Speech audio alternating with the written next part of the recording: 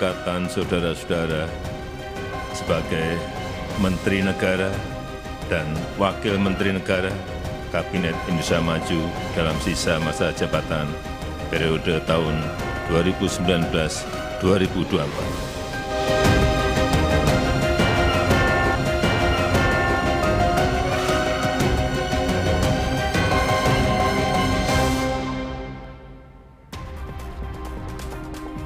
Saudara, di akhir masa jabatan, hari ini Presiden Joko Widodo melantik 3 menteri, 1 wakil menteri, dan 3 kepala badan di Istana Negara Jakarta. Mereka adalah Menteri Hukum dan HAM, Menteri SDM, Menteri Investasi sekaligus Kepala BKPM, dan tambahan Wakil Menteri Kominfo. Presiden juga melantik Kepala Badan Gizi Nasional, Kepala Kantor Komunikasi Kepresidenan, serta Kepala Badan Pengawas Obat dan Makanan. Pihak istana menyebut Presiden Jokowi mengangkat menteri, wakil menteri, dan kepala badan diperlukan untuk mempersiapkan dan mendukung transisi pemerintahan agar berjalan dengan baik, lancar, dan efektif.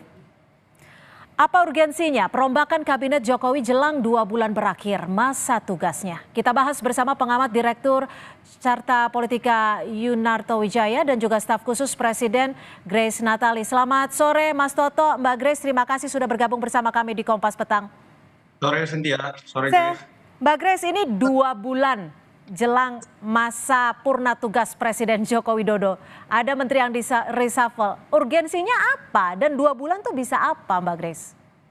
Ya, yang pertama landasan hukumnya dulu ya, bahwa berdasarkan pasal 17 ayat 2 Undang-Undang Dasar 1945 adalah merupakan hak prerogatif Presiden untuk memberhentikan dan juga mengangkat menteri-menterinya. Kemudian kedua, ini harus dibaca sebagai sinkronisasi Mbak Cynthia, antara pemimpinan Pak Jokowi ke kepemimpinannya Pak Prabowo, bahwa keduanya punya visi yang sama, yaitu pembangunan yang berkelanjutan untuk menuju Indonesia maju. Jadi karena ini adalah tagline-nya atau kata kuncinya itu di berkelanjutan dan sinkronisasi, timeline-nya jangan dilihat hanya 2 bulan di sisa masa jabatan, tapi 2 bulan plus 5 tahun. Begitu. Artinya menteri-menteri yang diubah ini akan masuk ke kabinet yang baru nantinya? Apakah personilnya akan masuk ke kabinet yang baru? Kita harus tunggu 20 Oktober. Kita harus tunggu karena ini adalah prerogatifnya Presiden terpilih Bapak Prabowo. Tetapi programnya atau kerjanya, sinkronisasinya sudah dimulai dari sekarang. Saya pikir ini adalah bentuk juga penghormatan atau kolaborasi yang baik sekali dari Bapak Presiden. Karena beliau juga tahu bahwa program-program yang besar itu tentu membutuhkan koordinasi yang lebih baik lagi. Misalnya program makan bergizi gratis. Ini kan program besar yang akan membutuhkan kerjasama lintas kementerian, lintas lembaga, lintas ke daerah. Oleh karenanya perlu persiapan agar nanti bisa langsung lari. Tinggal kerja Mas aja. Toto, logik tidak ketika 2 bulan setengah reshuffle kabinet, ini kompleksitasnya seperti apa? Apakah ini benar-benar efektif? Dan apakah ini hanya sekedar politis? Ya, yang pertama kalau bicaranya hanya dalam konteks Pak Jokowi saja yang akan berakhir di tanggal 20 Oktober tentu saja menjadi tidak logis kalau basisnya adalah kinerja. Tapi memang ini kan ada situasi yang berbeda ya. Bicara mengenai keberlanjutan, jelas Pak Jokowi mendukung Pak Prabowo, di situ ada Mas Gibran, temanya juga keberlanjutan.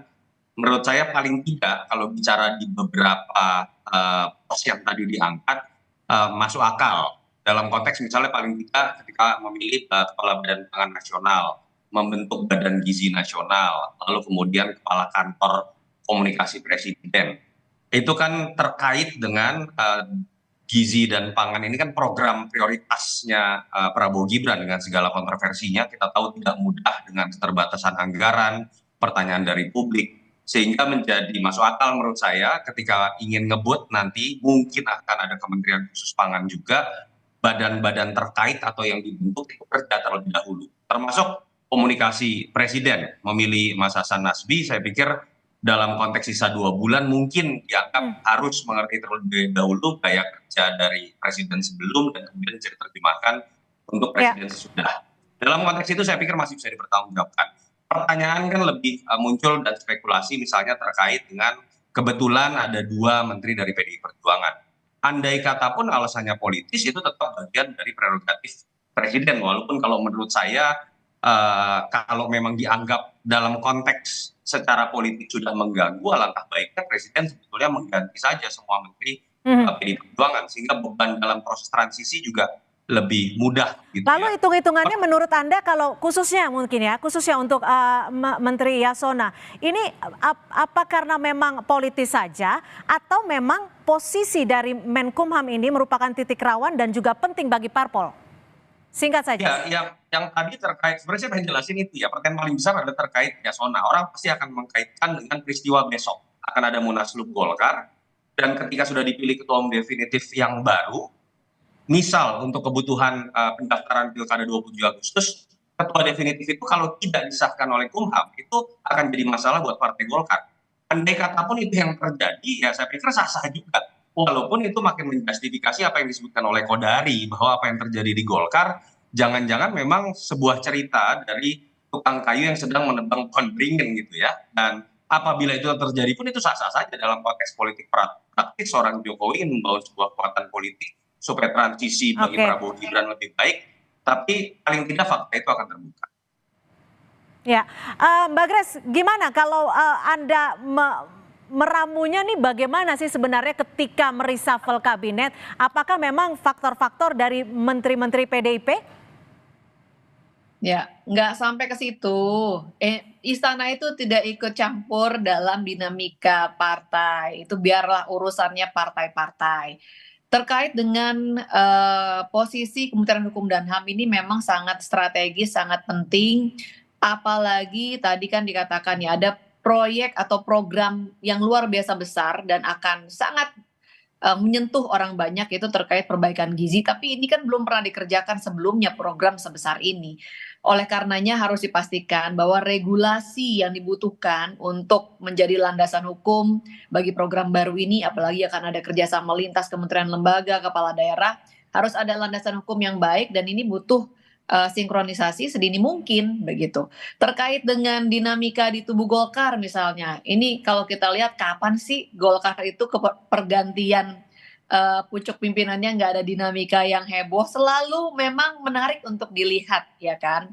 Bahkan kalau kita simak memang sejak masa reformasi kepemimpinan Golkar itu kalau kita perhatikan nggak pernah lebih dari 1 periode, nggak ada yang 2 periode.